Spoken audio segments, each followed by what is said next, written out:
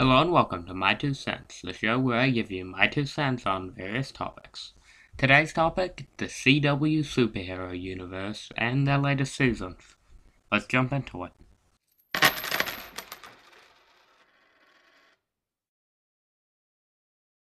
It's October, and that means a bunch of superhero shows and a bunch of shows in general have just started a new season. And today we're going to be focusing on the first 3 episodes of Flash, Supergirl, and Arrow, as well as the first 2 episodes of Legends of Tomorrow. As I'm recording this, The Flash is about to enter its 4th episode tomorrow, so I haven't seen it yet. And I'm currently putting this out just because I think it's a good time to talk about these shows, because they've just all really set up where they're going for the seasons. While there's certainly more groundwork to be laid in a few shows, they've definitely hinted at where they're going in terms of tone, aesthetic, characters, and plot for the rest of the seasons. So I'm going to discuss my thoughts and feelings and where the show should go. First up, let's talk about The Flash. The Flash is, for me, and for a lot of people, one of the strongest TV shows based on a superhero out right now. While Daredevil is phenomenal and Luke Cage and Jessica Jones both have very strong moments, The Flash is just so comic booky. It's hard for comic book fans to deny the cheer and upbeat personality that The Flash holds. Now, The Flash as a character has always been one I've really enjoyed. The way it balances serious topics such as drug use and insecurities and all of these really deep, hard-hitting stuff with funny supervillains like Captain Cold and Mirror Master, who, by the way, the latter of which will be showing up tomorrow and I'm super excited for. The Flash has always done this great balancing act between seriousness and lighthearted silliness, and the reason the show works so well is they kind of pull it off in live action, which is something I had serious doubts about.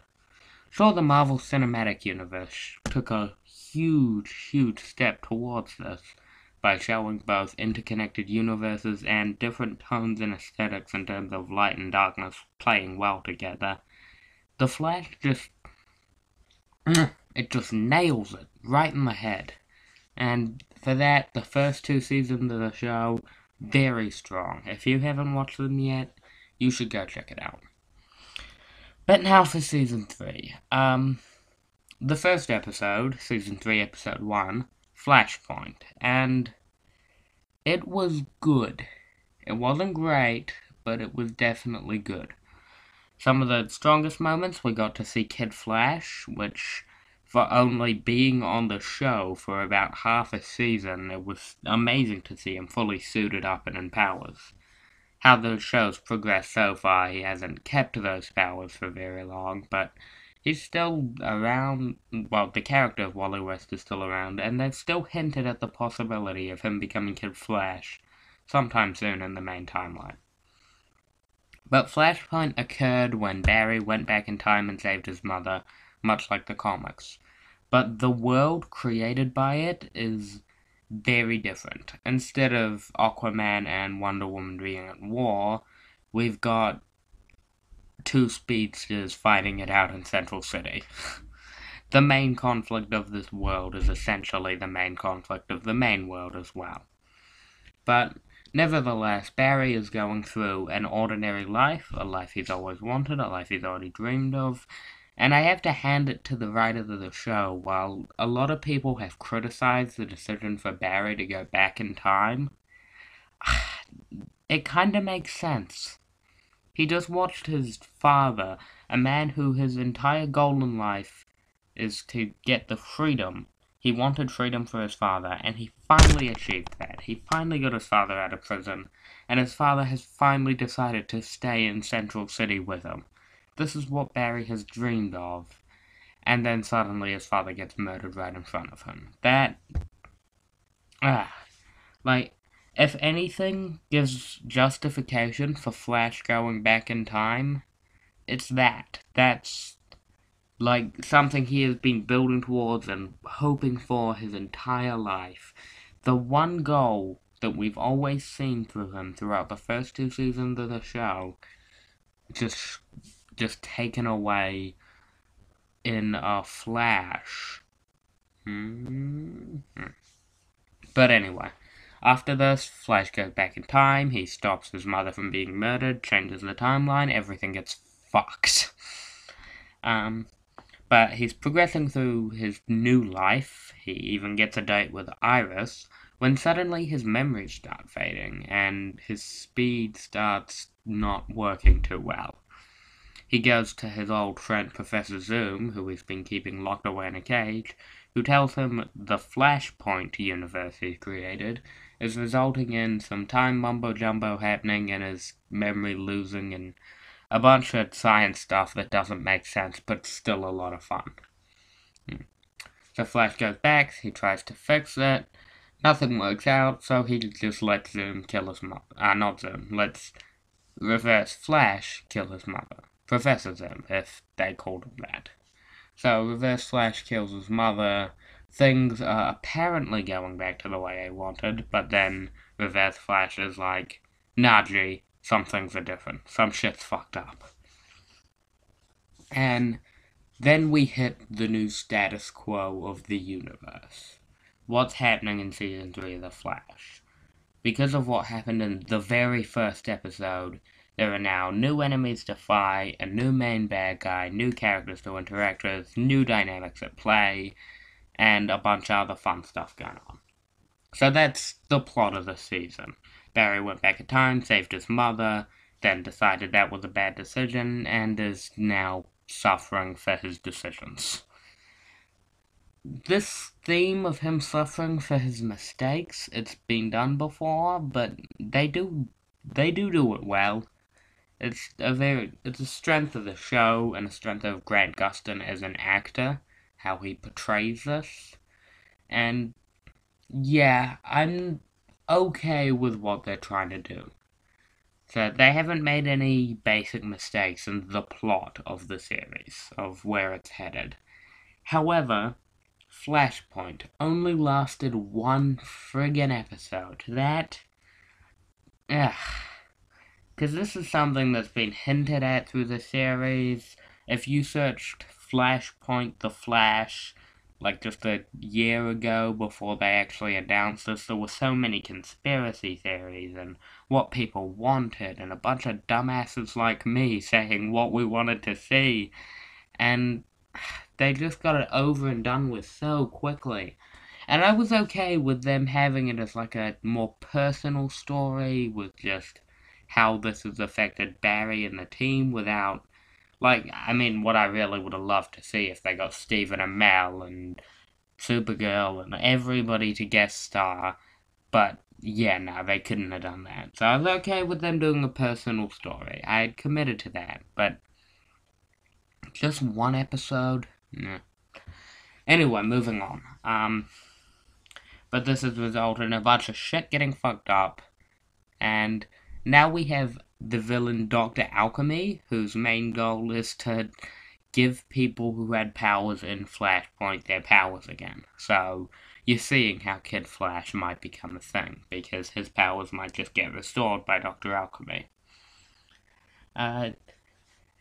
Basically, what The Flash has done throughout its first 2 seasons and what it's doing now is it's giving a scapegoat for their villain of the week. I mean, they don't really need to do that. They could just say, these are people that happen because there's a particle accelerator. They don't need every season to say, these ones for the particle accelerator, these ones were from the alternate universe, these ones were from Dr. Alchemy being a prick. But, yeah, they've decided to do that. It isn't disastrous or anything, it just seems unnecessary.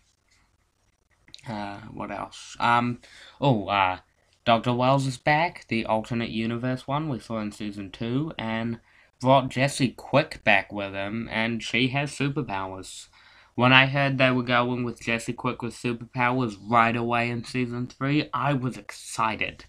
And it's lived up to the excitement so far. She's only been in one episode, but I don't know, I just really love the father-daughter dynamic between her and Tom not even going to attempt his last name. The guy that plays Dr. Wells.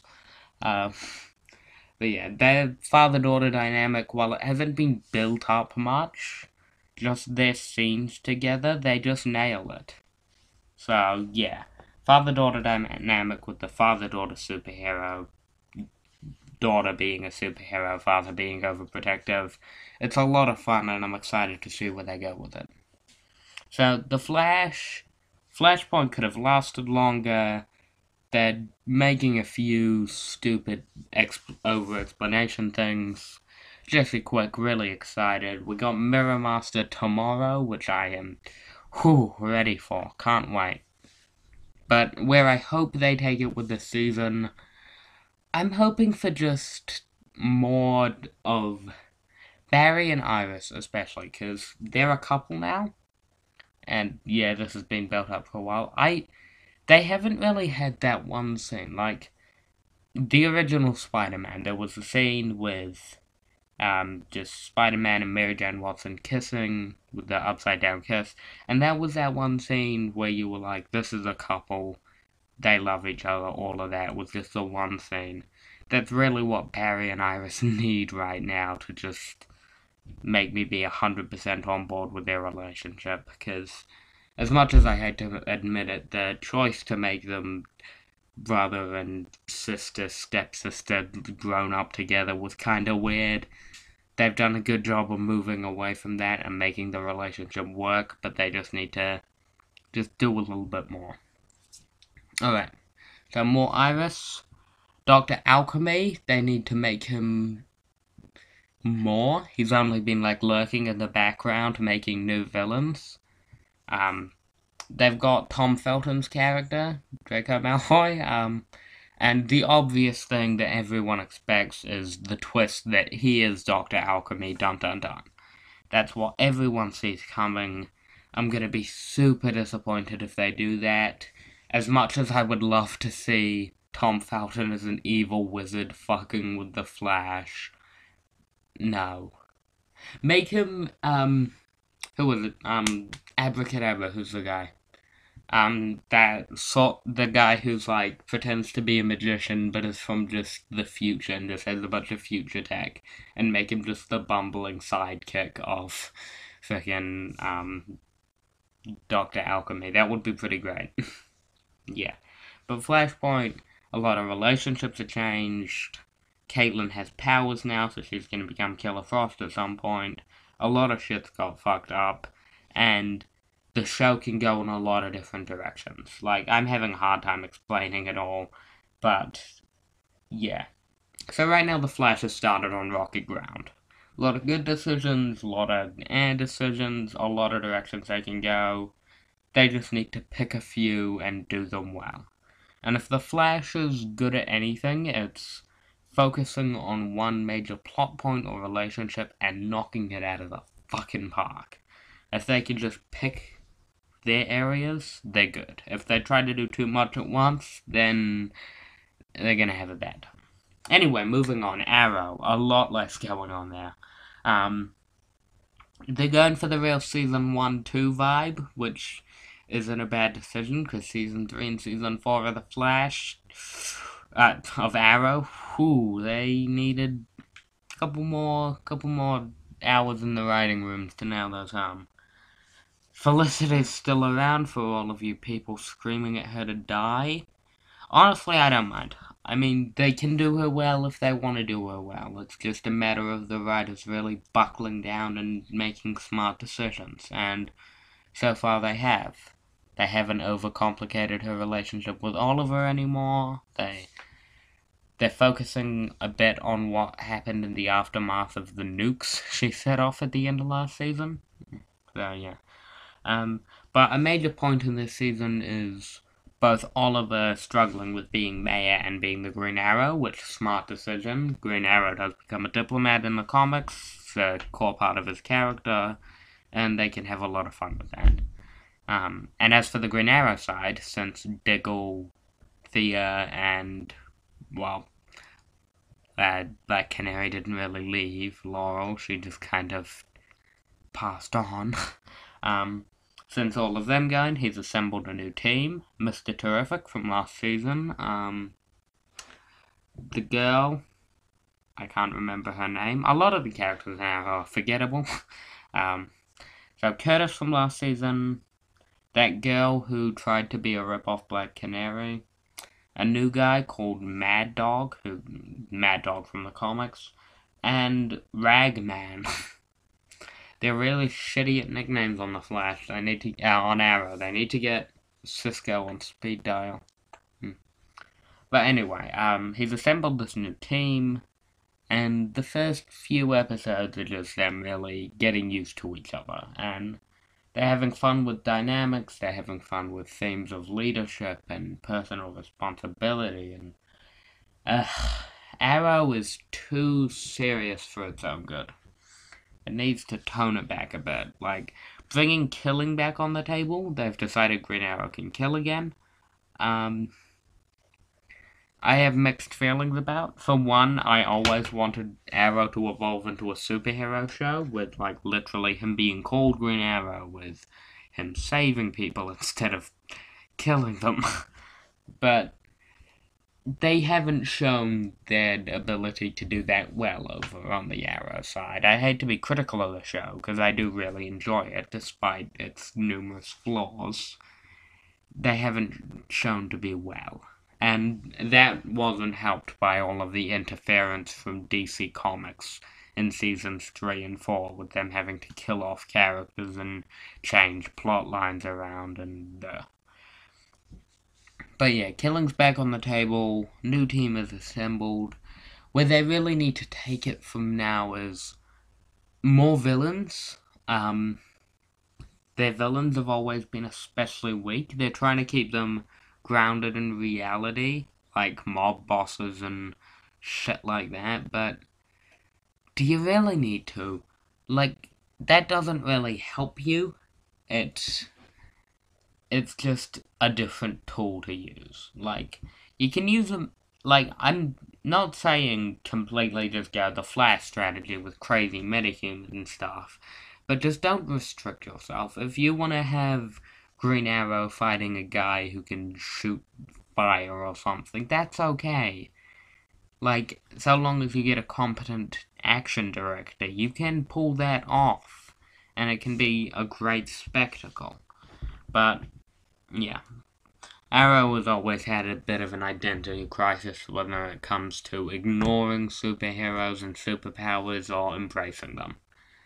So getting that sorted out would also help the show. As for the direction I want them to move into, more character dynamics to play. Like I said, I cannot even remember the girl's name. The token girl of the group right now, who was eventually going to become Artemis. They need to make her more of a character. They need to move away from Mad Dog just being a gruff anger issues guy. They need to move away from Curtis just being comic relief. Like, you can have all of these things, but they need to have more layers to them. They also... Oliver's still not well. His character, like, it can be good, he can have good moments and great themes, but he always just results in just the sad, mopey Batman. And we kinda need to move a bit away from that, moving forward.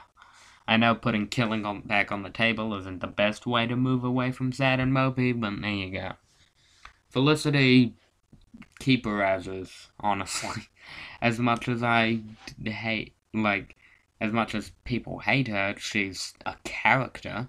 She's a ditz, but she also knows what's best for everyone. She's motherly, but she's also kind of immature. She's layered, she's complex. Just so long as you don't make her sound stupid, she's fine. You just need to write her well. You've set up a good character. Embrace the good character. Don't try to do too much more. Focus on all your other characters. Thea is just being whoever the plot needs her to be, and I've never really liked her character. Honestly, if it was between her and Laurel, I would have preferred Thea died. Captain Lance, dealing with his alcoholism again, that could go great. They move, and he's like being promoted to deputy mayor. despite being an alcoholic. Just, if you play around with that, if you do it well, deal with his grief of one daughter being dead and one traveling throughout time, that'll be awesome. Just, Arrow just needs to do well. They've got characters, they've got themes, they've got ideas, they just need to get better at execution, get better at focus, instead of balancing too many characters. Like, they just introduced like 3 new characters all at once throughout the last few episodes. Ragman, Artemis, and Mad Dog. You need to balance these characters. Ragman is already kind of pretty cool, I like him, but just do them better. That's all I'm saying. Focus on points and execute better. Alright, moving on. Legends of Tomorrow. The big catch of Legends of Tomorrow, the big thing, like, because it's Suicide Squad. Like, when Suicide Squad as a comic was introduced, it was about, we have all of these bad guys we're not using, let's bring them into their own comic line, let's give them characters, but just for the fun of it, let's kill them and switch them out whenever the hell we want to. That was the idea of Suicide Squad. Now, Legends of Tomorrow, they've built up this universe with Arrow and the Flash, so they were like, yeah, let's pull a few characters in and balance them, juggle them around, and see what dynamics stick.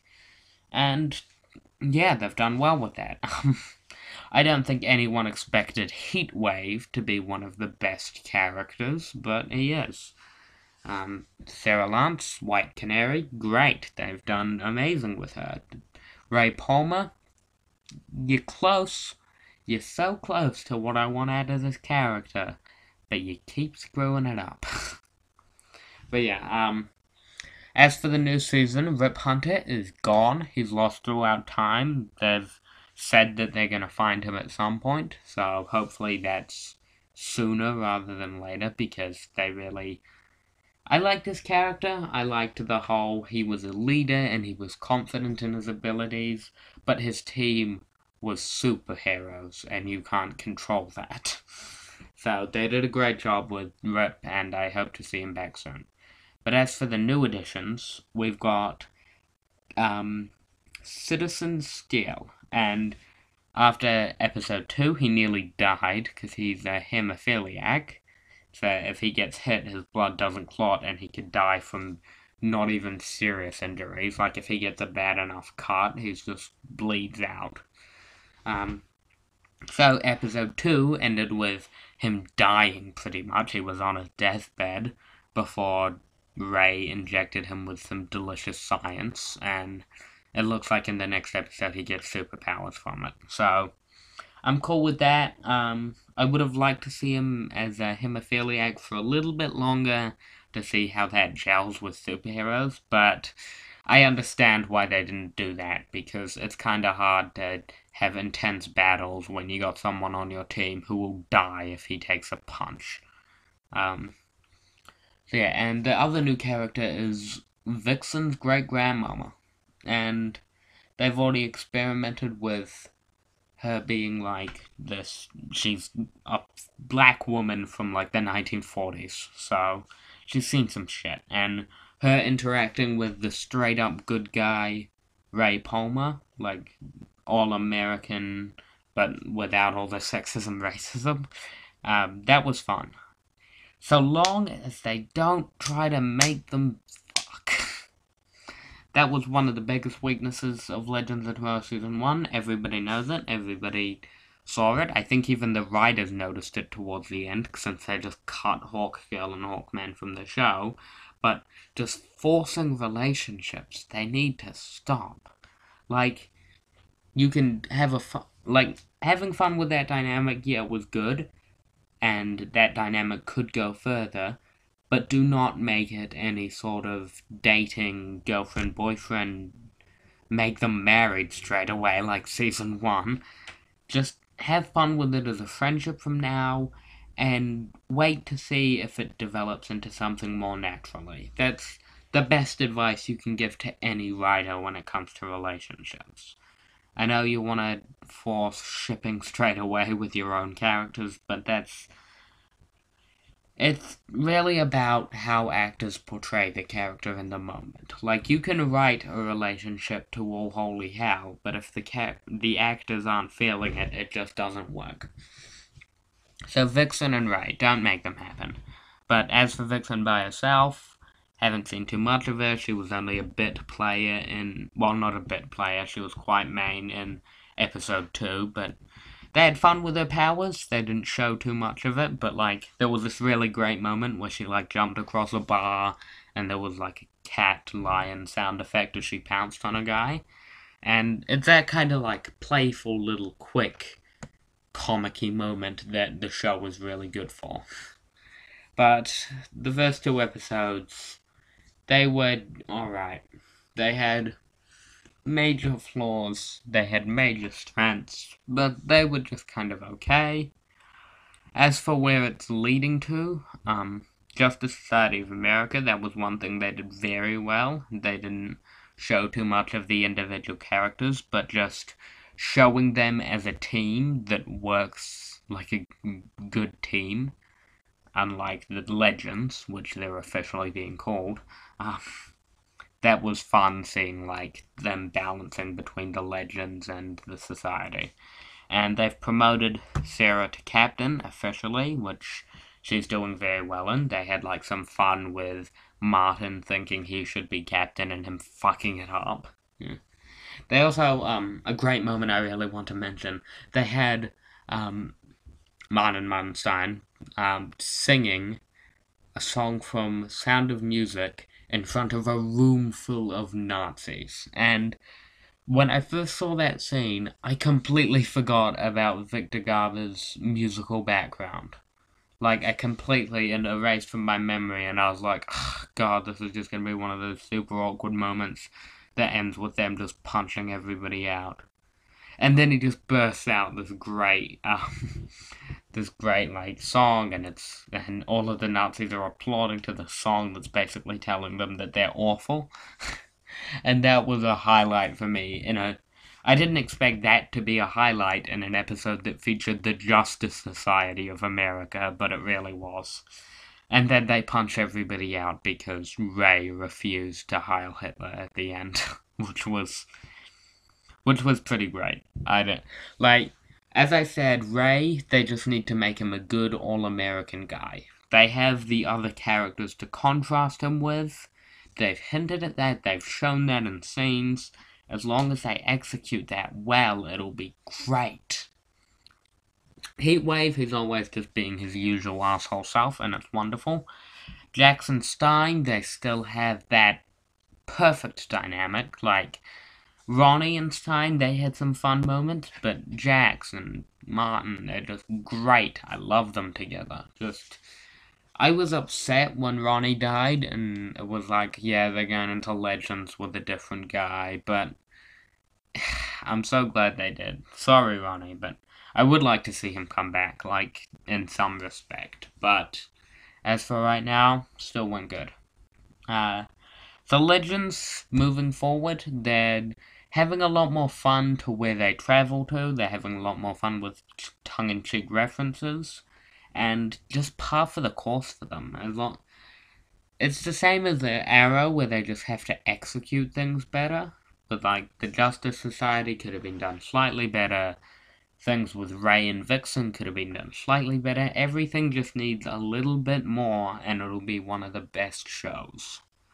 So just give 110% rather than 10, and you've got a recipe for a great show. I'm looking forward to seeing it with more things happening, because, as I said, I've only seen the first 2 episodes of the season, so they've been pretty much all set up, but we've seen the Reverse Flash, we've seen Damien Dark, and having these characters as villains just teaming up, it's going to be great. I can't wait till they bring in Captain Cold and Malcolm Merlin as well as showing up as villains fighting the Legends. That's going to be incredible. If they can pull that off, It's gonna be really hard to pull it off, but if they can pull off the Legion of fucking Doom, it's gonna be great. Because, alright, just fanboying for a moment. Think about what we've seen. We've seen the Avengers fighting Loki and his army. We've seen fighting Ultron and his army. We've seen the Justice League is going to fight Darkseid. We haven't really had a good team on team. And that was some of the funnest moments in the comics, when it's a team of supervillains versus a team of superheroes in an all-out rumble. And I have been waiting for this. I really expected Marvel to do it first, and I expected them to assemble like Red Skull, Loki, couple others from the movies, and just pull them all together. In fact, I hope they do that, but DC, it looks like they're beating them to the punch, and doing it in a frickin' TV show nonetheless, not even in a movie. Which, this is untold grounds for just the superhero genre as it exists today. Like, there's probably movies from way back when that was superhero team versus superhero villain team. I can't think of any off the top of my head, but for the modern take of superheroes, this is new. And it is exciting. And I can't wait. Final show. Supergirl. Remember when I said way back at the start of the review, The Flash is probably my favorite superhero TV show at the moment? Supergirl might give it a run for its money. The first 3 episodes, and the reason I made this my 2 cents, is because they've been incredible. Superman. First off, you can't talk about this new show without talking about Superman. They fucking nailed it. Like, no joke, no sarcasm, no quip. They nailed Superman. And as we've seen recently, that is difficult to do. I said how Ray Palmer is being shown to be a great Boy Scout in Legends of Tomorrow. Even he couldn't pull it off in Superman Returns. But now we have this actor that I'd never heard of. Only girls that had seen Teen Wolf had heard of him, teenage girls.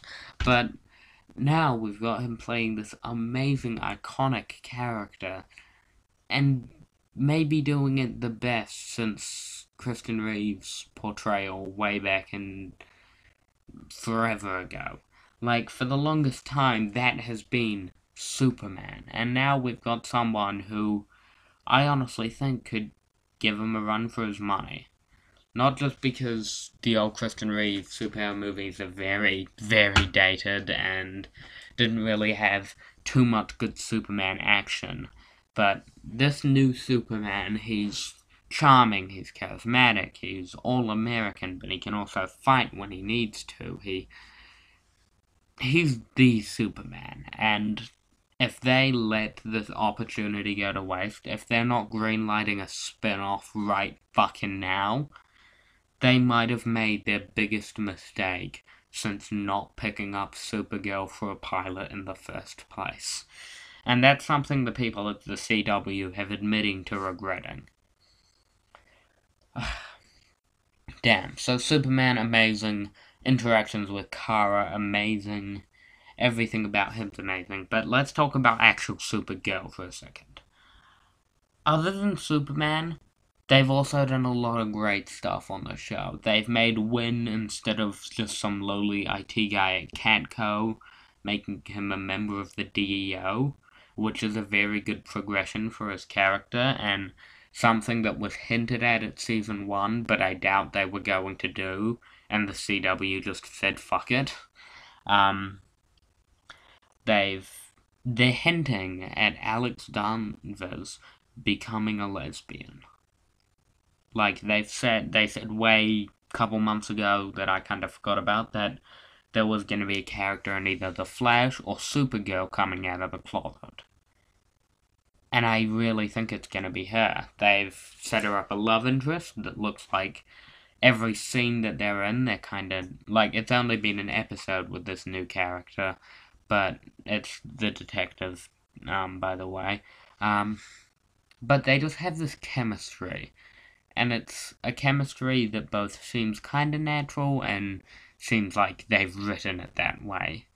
And while I've said earlier about forced romances being bad, If they do this well, like a transition of a straight character coming out of the closet, and not just a teenage character, someone in their 20s coming out of the closet, which is big deal, then wow, they have just shown just how incredible and deep this show can be. And Season 1 had already shown a lot of promising stuff, like the feminism angle. They hit it too hard on the head on a few occasions, but when they did it right, they really showed it as a force for great just character building and world building. Because a female superhero is a big deal. Even just a TV show being made about her, but an actual female superhero would be a big deal in any kind of universe. So, yeah, they're still exploring that, the differences of how people treat her and Superman, and how just people are treating Kara. Season 2 seems to be focusing more on Kara's character, which I'm okay with, because they've built up a strong character for her. They're making her a reporter, made that seem both kinda natural and both kinda, yeah, she's the cousin to Supergirl, so that one's 50-50. But, and Martian Manhunter, they haven't done much with him in this early season. They've had a fun dynamic going with him and Superman, that's about it. Until the last few minutes of the last episode. He was shown to be insecure about aliens throughout the episode. And then at the end, he goes to, like, this alien bar that they've all just discovered, sees a waitress, and the waitress, like, flips the fuck out at seeing him in his alien form. So the alien goes to leave, he follows her, and she reveals herself to be the Garn Moors, Miss Martian. And fuck yes! Whew, Miss Martian, I love this character. Can't wait to see her and Martian Manhunter and Supergirl all interact together. It's gonna be amazing. And all around, just show more of Martian Manhunter. They got into his character last season, but I want to see more. They've been kind of hesitant about going whole hog because it is called Supergirl, but honestly, if you were gonna give him a spin-off, you know, fuck it, just greenlight all the spin-offs. I'd watch a Superman show, I'd watch a Martian Manhunter show, I'd watch a Vibe show.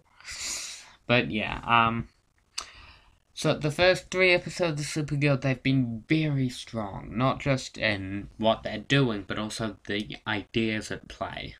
Episode 3, the one I just watched, and the ones that made me decide, yeah, I need to make a my 2 cents about this, they were dealing with discrimination, which is a great theme to bring up when you're transitioning a character to come out of the closet. The President, played by Linda Carter, Wonder Woman, was like passing a bill to allow aliens to come out of the shadows and just be seen as people in America, which is something that I would have liked a bit more build-up for, but they kind of just jumped into. Yeah. She tries to get assassinated by an alien, and the episode progresses with everybody showing their own discrimination. Martian Manhunter being a dick to just most aliens. Kara showing some hostility between her and the new alien that's shown up for the season, Mon-El. Yeah. Because they're from rival planets who lived right next to each other. So yeah, discrimination, big theme at play, and it did a good job of showing where discrimination comes from, showing that it affects everyone, but also showing us that it's an obstacle we need to move past, which is really how discrimination needs to be portrayed in media. Like Supergirl, as I said earlier with feminism, it hits the topics on their head, it does them a bit too much, but it does nail the key points, and that's what it did today. So, props to Supergirl. Alright, let's talk about the big elephant in the room. CBS owned Supergirl last season, now it's gone to the CW. And that's where the biggest strengths and the biggest flaws have come from. Biggest strength, of course, they could get Superman on the show. Another very big strength, from what I've seen for the first 3 episodes, the fight scenes and the action scenes, despite the fact that they are on a, significantly reduced budget, they're amazing. They are a lot better than what they were last season, and I don't know if it's just because it's the first few seasons and they're showing off or something, first few episodes and they're showing off, but these first 3 episodes, they've knocked them out of the park in terms of spectacle. Now the weaknesses, and these are some of the biggest weaknesses just overall, and it is, and something that shows a lot of promise for the show is all of the big weaknesses haven't come from poor writing or poor acting or anything like that. They've come from the simple fact that they're going through a transition from studio to studio, which shows the real strength of the CW, that they can keep a show going with great momentum with only limited growing pains after acquiring it just a few months earlier. So first flaw, Cat Grant. She's gone. She was a great character in season 1, and now she's the actress who plays her didn't want to film in Vancouver, where the show's now filming, and she just is kind of gone. She's in the show, she's taking a sabbatical to grow as a person, yada yada, which they nailed her exit. She had 2 very emotional goodbyes with both Kara and Supergirl, but it still just feels kind of like, yeah, we're losing this character for a bit while we renegotiate contracts. They've kept it open for her to appear if the actress ever wants to fly down and do a few scenes, or if the actress just decides, yeah, I can stand filming in Vancouver. But yeah, it's kind of sad seeing her go, because she was one of the best characters on the show. And the second big flaw is something that's a really big deal, but I'm kind of okay with. Kara and Jimmy Olsen, they started dating at the end of season 1, and end of episode 1, they've broken up. It's just because, honestly, it makes sense from a storytelling standpoint, sort of, because in the first season, Jimmy wasn't a character. They didn't do enough with him, he didn't do shit, he was just there, kind of like Iris in the first season of The Flash. But at least Iris has grown a bit. So, whoever's, the new writing team at the CW just kind of decided, no, we don't like where this is heading, we'll put this on the brakes, let them both grow as characters, and then maybe they'll come back together. Which is a smart idea, but it's just so weird seeing them go from end of season 1, yay, I love you, let's totally start dating, to end of episode 1, we need time to grow as people. So yeah, that was a bit weird and a bit jarring. And it's just a final mention of something that isn't really a flaw, but could turn into a flaw. Win. He, as I said, working at the DEO now, he hasn't done too much from a character standpoint yet. They did hint at him having a troubled childhood with, his dad being a supervillain. They talked about how he was in the orphanage and his experiences in that, which, if they build on, will be great. But for the first few episodes, he's pretty much just been Cisco with a little different here and there. A few differences in terms of how they present themselves. But they've kind of just turned him into the techno nerd, which, I mean, it's not too big of a deal, but I would like to see a bit more diversity in terms of character types throughout the CW universe. I get there's going to be overlap in some places, but Wynn was his own character well and truly in the first season, and it would be sad to see them move away from that just because Cisco's easier to write for. But anyway, Supergirl, it has had the strongest start out of all of the shows on the CW universe. First 3 episodes, some of the strongest out of the series' entire runs. If you haven't seen Supergirl yet, go watch it. Not just because it's part of the CW universe now, and it's kind of obligated since they're doing a big 4-show crossover, but just because it is a very strong TV show. If you stopped watching after the first few episodes because they hit the feminism angle too hard, or you just didn't enjoy where they were going, I do suggest giving it another look, because just from Superman, you were missing out on some of the best Superman action we've seen in years. So, check that out. The Flash, also, it's on shaky ground, but they have places where they can go. Arrow, it needs to pick a place to go and stick there. And Legends of Tomorrow, they just need to do slightly better. They need to keep their characters more consistent, to not fall into the same traps from last season, and just improve. But anyway, I have been prattling on for almost an hour now. So, my name is Glyphgirl101.